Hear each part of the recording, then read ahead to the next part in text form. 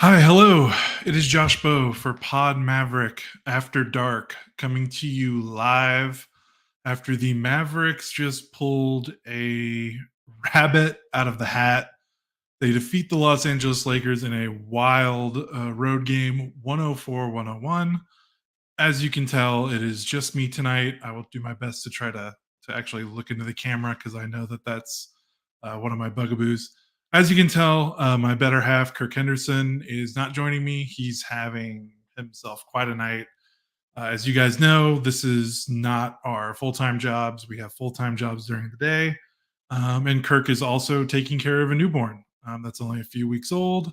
And he's also had some dog issues and some home security issues. So he really just, if you know Kirk, you basically have to beat him with a baseball bat to get him from potting. So you have to know he really did want to talk about this game. Um, but yeah, I think we just needed to give him the night off so he can preserve some sanity. So it'll just be me tonight. So it'll probably be a quicker show than normal. Maybe I'll look into the comment section a little bit and respond to any questions a little bit better than normal.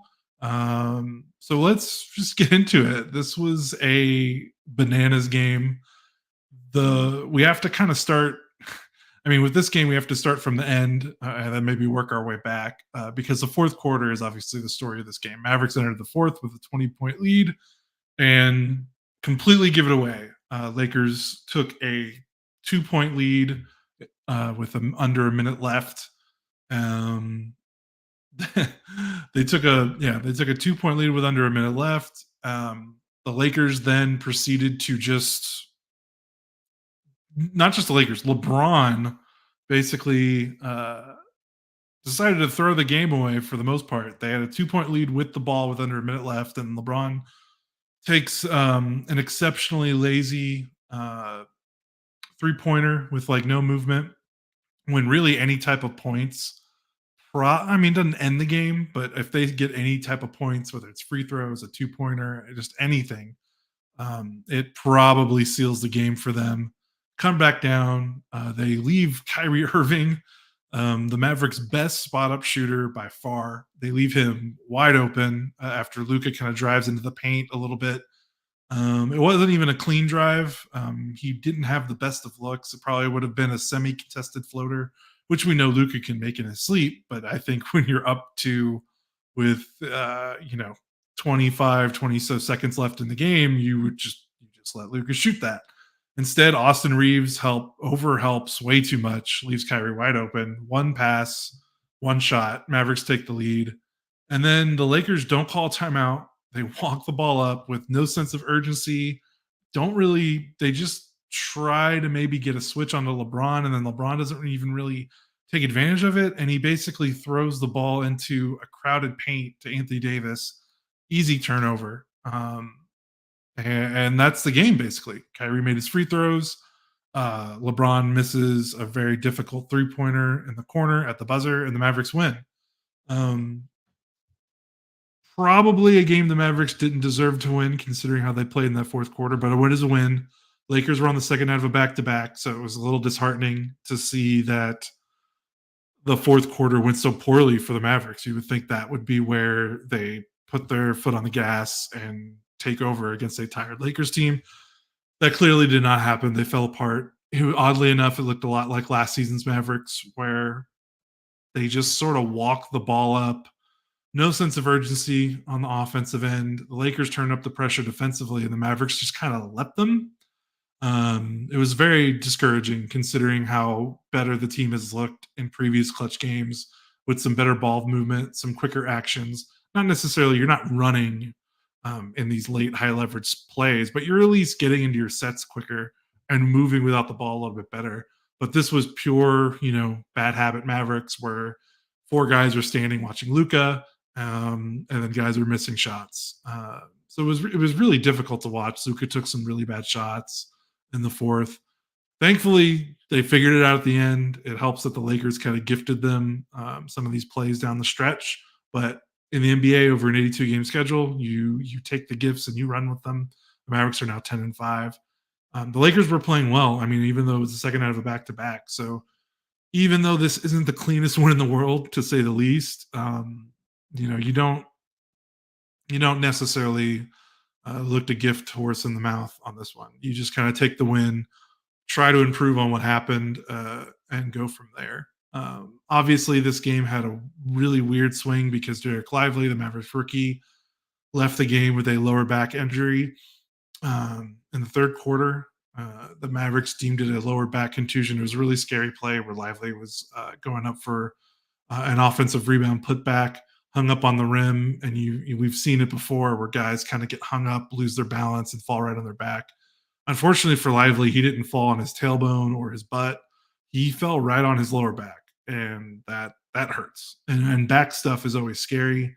It appears reporting now that the game is over and there's post game that Lively was apparently walking around in the locker room despite not coming back into the game.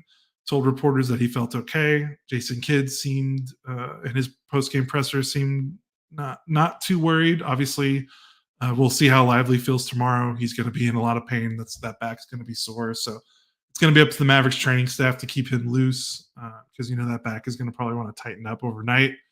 So we'll see. Thankfully, the Mavericks have the schedule is really, after kind of 3 games of 4 nights, the schedule's pretty good. So they just had 2 nights off. Now they're going to get another two nights off, Thursday, Friday, before they play Saturday against the Clippers. Um, so hopefully Lively is okay. Wouldn't be surprised if he missed a game just out of precaution because you do not want to mess with back stuff. Even if he says he's fine, we'll see what the medical staff decides to do. But that really put it was weird because it happened and it was obvious the team was concerned. Almost the whole team kind of helped walk with him to the locker room, it felt like. And you were like, okay, there might be a little bit of a deflation because Lively's been so important to this team even as a 19-year-old rookie. And the Mavericks increased their lead after that moment. They played well to close out the third quarter. They got their highest lead of the game, 20-point lead, entering the fourth. And then the fourth it just all unraveled. Just all the bad habits that the Mavericks do over the last few years with like really heavy Luka ball, not enough movement, role players not stepping up and making shots. Grant Williams had some good looks in the fourth, but man, he missed a corner 3 late. That was he pump faked, got himself an open sidestep 3 in the corner, and my goodness, like that shot had no prayer and no chance. It barely grazed the iron off the side of the rim. So that was really disappointing to see. But again, what was nice is, hey, you have a co-star in Kyrie Irving. This is why you trade for him, because you get someone else that can make these big time shots and is reliable. And Irving was pretty good all game. Of course, like everyone else in the Mavericks, he did not have a good fourth quarter. But hey, he made the shot when it counted.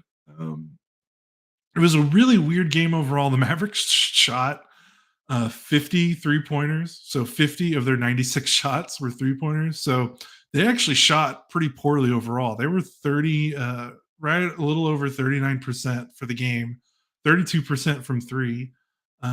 Lakers outshoot them from both the field and from 3. Lakers 46% from the field, 38% from 3.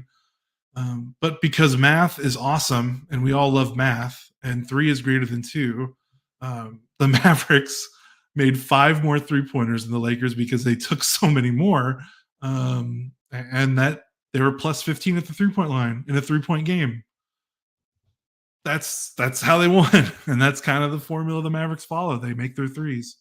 The Lakers guarded the Mavericks really. It was a little bizarre for me watching how the Lakers were guarding the Mavericks through the first three quarters and really through the fourth quarter. It felt like they were giving the Mavericks open threes, which is bizarre because when you think about basketball in today's game, the two most efficient shots on the floor are anything at the rim and then a corner three. And the Lakers were just daring Luca to make passes to the weak side corner all night. And it was like I don't know if you've watched Luca for the last 4 years, but he loves making that pass and he makes it in his sleep. Um, like I just don't understand what they were thinking there. Maybe they were just hoping for a cold shooting night for Mavericks role players, but I mean, you give these guys enough corner threes, they're going to make them. I mean, obviously the fourth quarter didn't go well, and Grant missed his, but he made a couple in the first three quarters. Derek Jones Jr. was 2 of 4. Josh Green was 3 of 6. He was really great playing in the corners. He had a really good, nice bounce back game overall. 15 points. Brazzarli didn't play in the fourth quarter, which is we can get to that in a little bit. But yeah, like the Lakers just it was weird. They were like walling off the paint during the Mavericks to daring Luca to beat them over the top to the corner three, kind of thinking that their length maybe would make up for it. But if you've watched Luca in the last 4 years, he's going to beat that all day, no matter what, no matter what your personnel is. So, and the Mavericks aren't a team that like to get to the rim that much anyway. They don't shoot a lot of shots at the rim. They like to pass out for threes. So the way that they were walling off the paint and opening up the corner three was just really, really bizarre. Not sure why they did that. I mean, they almost got proven right, like bad process, good result in the fourth quarter because the Mavericks went so cold from the field. But in the end, it just wasn't enough. They were able to overcome it.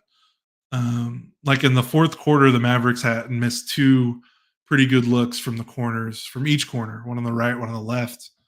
You make one of those, it's maybe not as tight of a game down in the final few seconds. So yeah, weird game. The Mavericks basically didn't make a shot in the fourth quarter till like under the 5 minute mark. It felt like.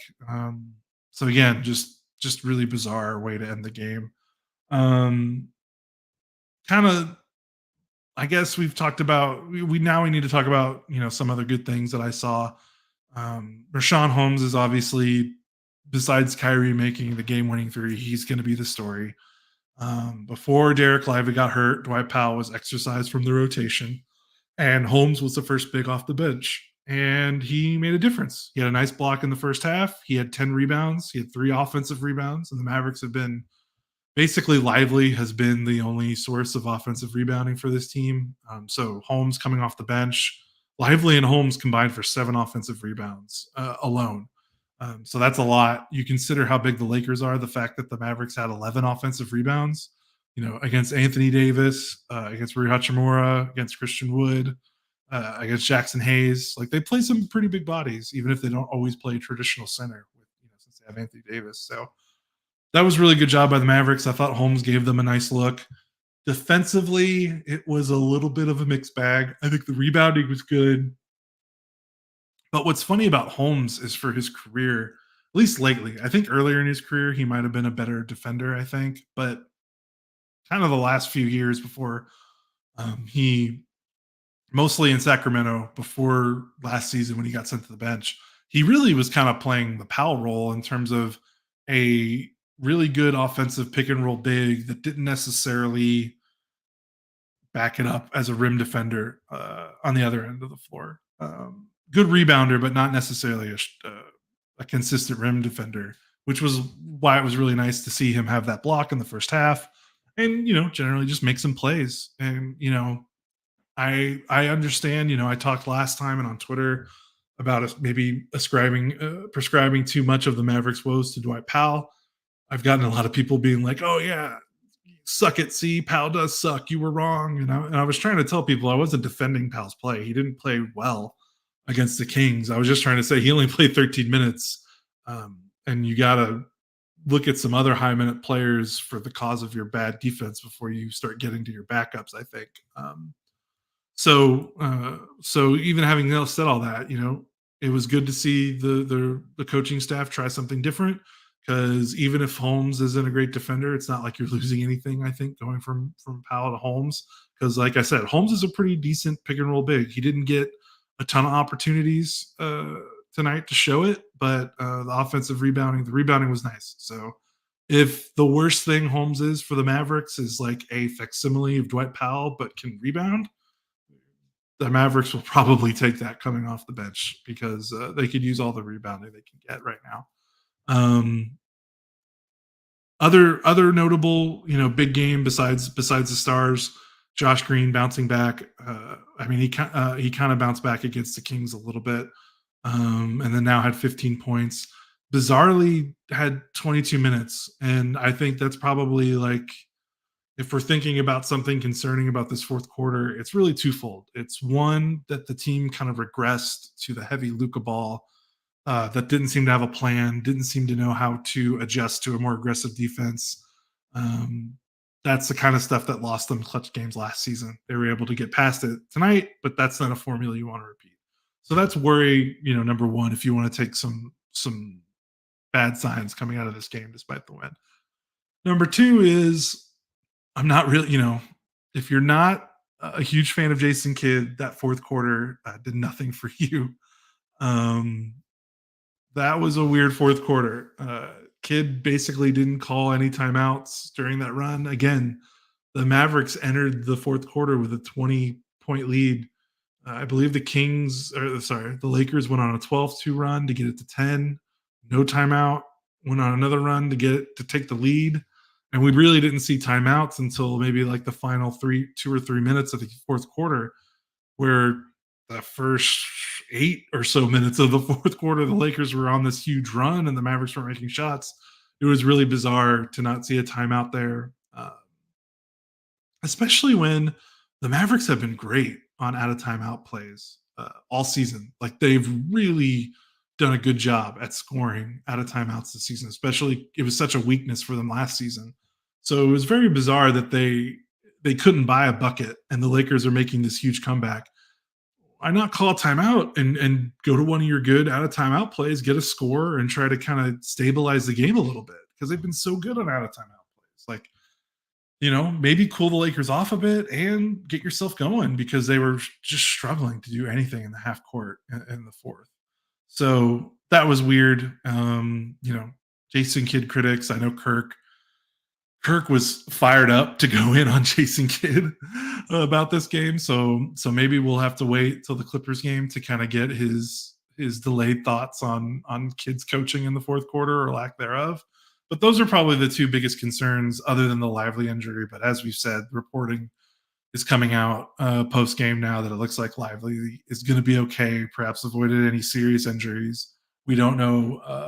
I don't think we know right now his status for the game against the Clippers, but we'll see. But talking about the fourth quarter, yeah, not only did no timeouts, no helping, the offense there with an out of timeout play, no Josh Green in the fourth quarter for the most part, and that's bizarre. Like, what does he have to do to close a fourth quarter? I understand I think it really comes back to the defensive trust. I know Tim Hardaway closing the fourth doesn't make much sense either, because he's been a disaster on defense so far this season. But for whatever reason, Josh Green has not earned Kidd's trust. And I think a lot of it stems from the defensive end, which again seems hypocritical when you consider how much he trusts Tim Hardaway Jr. But that's just kind of how it is. And I think Green is maybe behind the 8 ball. And I think the best way for him to stay on the floor in crunch time is he needs to continually get better on the defensive end, because I really think that's the only way Kidd is going to throw him back out there. Again, with the qualifier that it is weird that he trusts Hardaway in those situations, when Hardaway has not been a quality defender so far this season. So probably just trusting a vet in that case, but we'll see.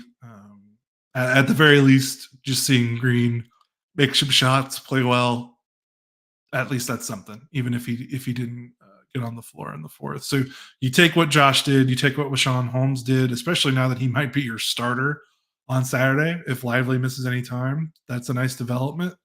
And we'll see. The Clippers are weird. The Mavericks obviously blew them off the floor last time they played. They haven't looked great in total with James Harden, but they the last like 3 or 4 games they're kind of slowly getting better, and Harden is slowly getting himself back into shape. It should be a much more difficult game on Saturday. So the Mavericks will need to look at this fourth quarter, try to make adjustments where they can, see where they went wrong, then flush it and go to come right back to the crypto.com arena in LA and play a Clippers team that is desperate for wins after the hole they've dug themselves in after the James Harden trade. So I've been talking about 20 minutes. I think it's probably let me take a look at some comments here. If you're not listening to this live, join us on these podcasts. We record every post game pod we record is live. It's great to have you. We try to read the comments throughout the show to try to get to listener questions as much as we can. It's a lot of fun. If you're listening to this on the audio only feed the next day, so join us for these live shows. It's a lot of fun. Christopher asked, "Do you think Holmes is going to take Powell's minutes going forward?" It's one game, so it's hard to say. And if Lively doesn't is out for a game or a game or two, then obviously he's going to play. But Powell's still going to play too because Maxi Kleba has not returned from that dislocated toe. When the team's fully healthy, we'll see. The Lakers are a big team. We'll see if Kidd leans on matchups. Maybe he thinks Powell makes more sense against certain teams than Holmes does. But at the very least, they've kind of broke the seal on playing Holmes in non-garbage time. So I think we can expect more opportunities from Holmes going forward. I wouldn't necessarily say we've seen the last of Dwight Powell. I will never say that ever. As long as he has a contract with the Dallas Mavericks, we'll never have seen the last of Dwight Powell for both good and bad reasons. So we'll see. But yeah, I think I'm going to be curious. I think the fan base reactions to this is going to be weird because it really was not a great fourth quarter, and I know the fans are going to be mad about that, but also there's going to be fans that are like glass half full. You take the wins where you can get them. I know that we are on. This is not going to be helpful for your audio only listeners, but I am going to try to show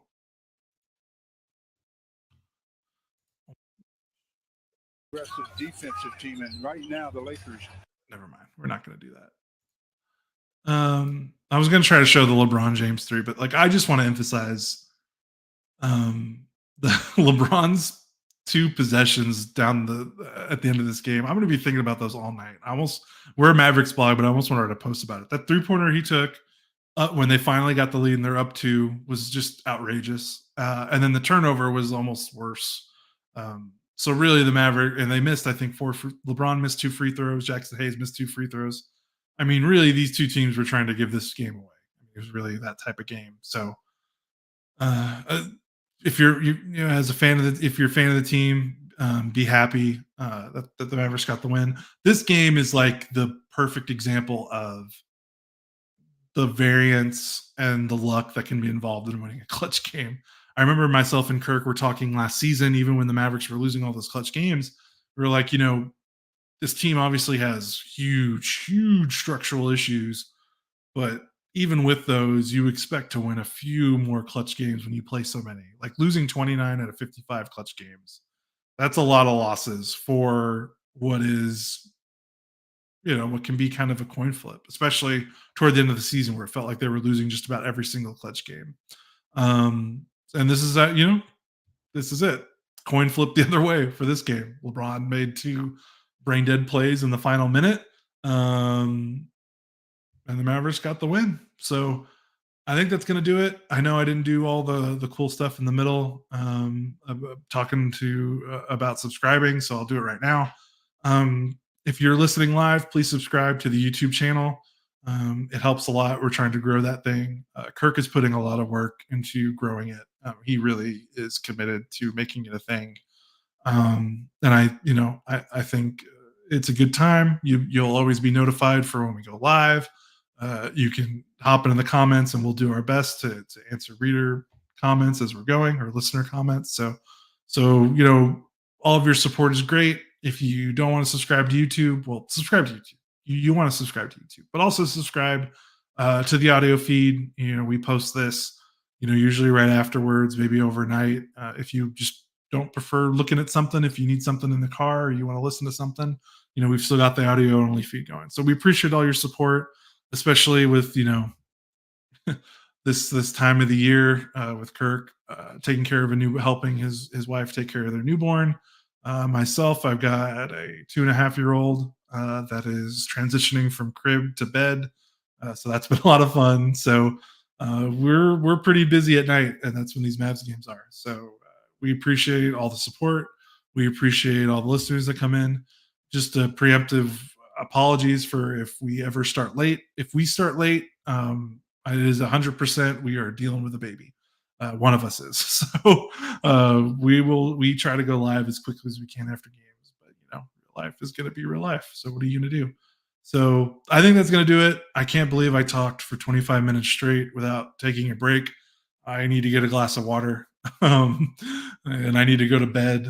Everyone, if you celebrate, enjoy Thanksgiving on Thursday. If you're listening to this, hope this podcast, if you have undesirable family interactions tomorrow, we hope that this podcast is a little distraction for you to kind of maybe take a break outside and listen to something. Or if you need something to listen to while you're driving, if you're making a long road trip to see family or friends, or you're getting on a plane, whatever you're doing this time off, if you guys are off for the holiday, hope we can help pass the time for y'all. So thanks again, reading all the comments. You guys are the best. Thank you so much. We always appreciate the support. So again, this is Pod Maverick After Dark. Mavericks defeat the Los Angeles Lakers 104-101 on a Kyrie Irving game-winning three-pointer, eerily mirroring Maxi Kleber's game-winning three-pointer last season, earlier in the year. This was crazy. This was fun. Yeah, this is why we do this, for the fun games. This was a fun game, even if I think 95% of the people that watched it lost most of their hair by pulling it out. But Mavericks win. We'll be back Saturday, another late night, since it's another West Coast game against the Los Angeles Clippers. Hopefully it'll be myself and Kirk. You're listening to Pod Maverick. We'll talk to you guys after the Clippers game.